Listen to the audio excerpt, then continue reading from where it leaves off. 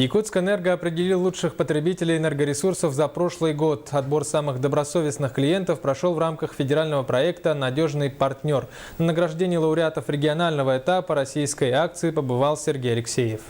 Основные цели федерального проекта «Надежный партнер» – это укрепление платежной дисциплины, создание единой площадки для диалога поставщиков и потребителей энергоресурсов, а также консолидация предложений экспертного сообщества по внесению изменений в действующее законодательство. У нас в республике этот проект реализует компания «Якутскэнерго». Выбрали, конечно, самых-самых.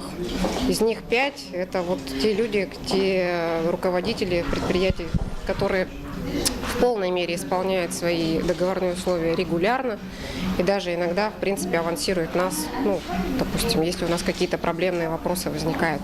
Самым надежным партнером Якутскэнерго вручил дипломы РАО «Энергетические системы Востока». В дальнейшем у них есть возможность стать лучшими на Дальнем Востоке или даже в федеральном уровне.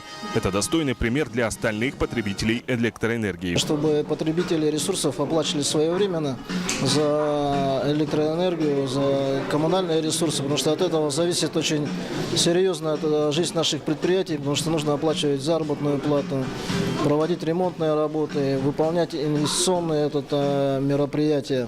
Дальнейшее развитие проекта «Надежный партнер» позволит всем желающим иметь открытый доступ к информации о должниках и размерах их задолженности в любом интересующем регионе. Рейтинги самых надежных потребителей и злостных неплательщиков России будут опубликованы на официальном ресурсе проекта. Сергей Алексеев, Иван Семенов, НВК «Саха», Якутск.